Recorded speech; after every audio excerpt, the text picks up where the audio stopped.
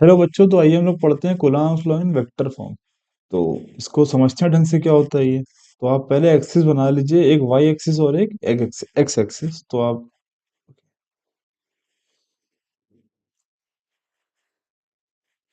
तो बच्चों देखिए, ये वाली एक्सिस कौन सी वाई मान ली मैंने, और ये वाली कौन सी मान ली एक्स एक्सिस। ओके, अब यहाँ पे दो चार्जेस बना लीजिए। हम इनको बारी बारी समझेंगे, बहुत आसानी से समझ में आ जाएगा। ओके, जैसे ये चार्ज आपने क्या मान लिया, Q1।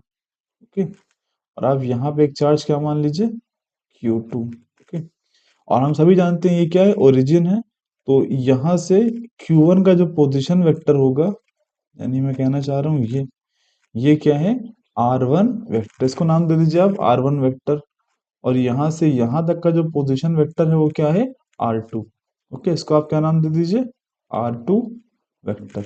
अब 1 से 2 का जो पोजीशन वेक्टर है उसको आप क्या नाम दे दीजिएगा, इसको आप नाम दे दीजिए R1 से 2 वेक्टर। ओके, तो ये इस तरफ है और ये मैंने इस तरफ लिए हैं और ये इस तरफ है।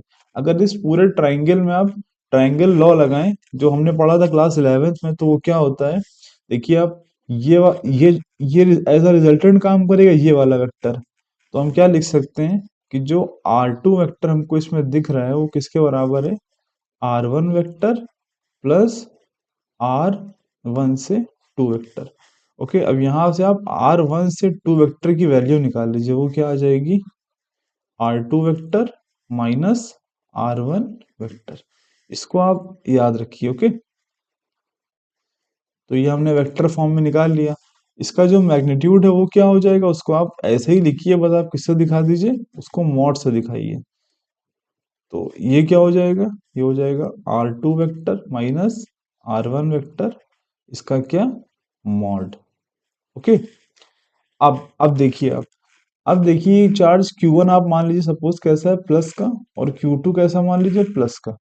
तो हम सभी अब इस Q2 को देखिए जरा, Q2 के ऊपर ये Q1 किस तरफ फोर्स लगाएगा, इस तरफ, क्योंकि दोनों कैसे हैं, सेम चार्ज हैं, तो दूसरे को रिपेल करेंगे, इस तरफ लगाएगा। वो फोर्स होगा कितना, तो मैं लिखने जा रहा हूँ फोर्स 2 पे लगने वाला 1 की वजह से वो क्या हो जाएगा, 1/4 pi epsilon not into Q1 Q2 by R1 से 2। इसका मैग्नीट्यूड ले रहा हूँ, मैग्नीट्यूड का स्क्वायर।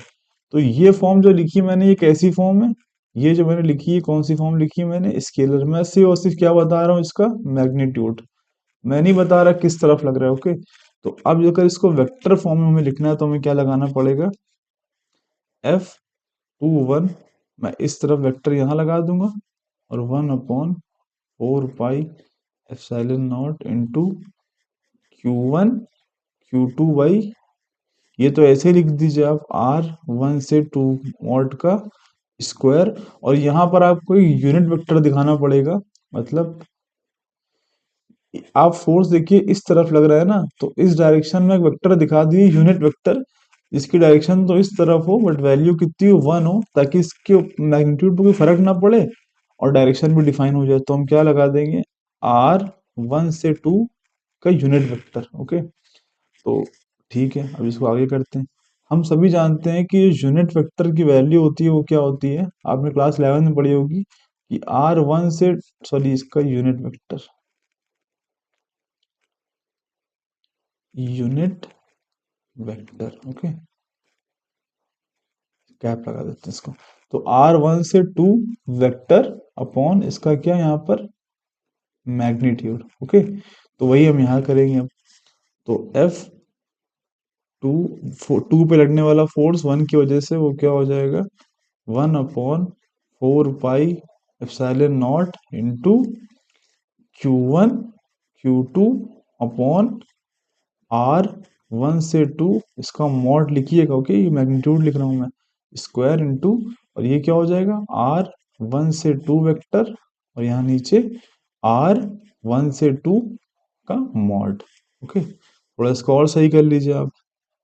तो ये क्या हो जाएगा, 1/4 pi epsilon not into Q1 Q2 by, देखिए ये चीज क्या हो जाएगी, R1 से डी मैग्नीट्यूड है, ये मैग्नीट्यूड है, ये स्क्वायर है, ये 1 है, तो कितना हो जाएगा, R1 से 2 का मॉड का क्यूब, और यहाँ क्या, R1 से 2। स्क्वायर। तो ये तो हो गया, बट अब हमने जो वैल्यू निकाली थी किसकी, R1 से 2 की जो वैल्यू थी उसको यहाँ पुट कर दीजिए तो और अच्छा लगेगा देखने में। ओके, तो लिख दीजिए आप, हमने यहाँ निकाली दी है, देखिए ये देखिए R1 से 2 वेक्टर की वैल्यू क्या थी, ये जब हमने इसका मैग्नीट्यूड निकाला तो हमने यहाँ मॉड लगा दिया, यहाँ ही मॉड लगा दिया।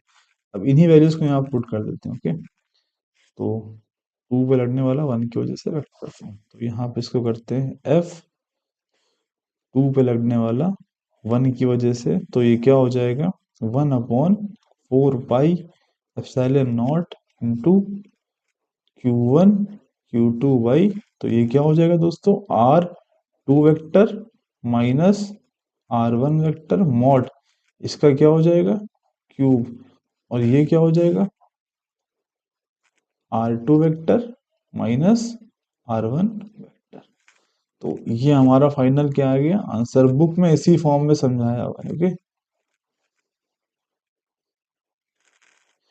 क्योंकि जब कुलाम लॉ स्केलर फॉर्म जब आप लिख रहे होते हैं तो देखिए ये आपने स्केलर फॉर्म लिखी, ये देखिए, तो वेक्टर फॉर्म में बस क्या है, आपको यहाँ पर एक यूनिट वेक्टर लगाना है जो डायरेक्शन स्पेसिफाई कर दे बस। तो बुक में इस तरह से दिया हुआ है तो मैंने इस तरह समझाया, वरना तो बहुत आसान था, आप जब फोर्स लिख रहे थे इस तरफ, बस आपको इसी डायरेक्शन में यूनिट वेक्टर लिख देना था बस, यानी R1 से 2 का कैप, जैसे मैंने यहाँ पे करके छोड़ दिया था, ये देखिए, ये वाला पोर्शन, ये देखिए, बस यहाँ पे खत्म हो गई बात। बट मैंने इसकी वैल्यू पुट कर दी क्योंकि बुक में इस फॉर्म में नहीं दे रखा है, इस फॉर्म में दे रखा है। तो आई होप आपको समझ में आया होगा, समझ में आया तो वीडियो को लाइक करें, चैनल को सब्सक्राइब करें। Thank you.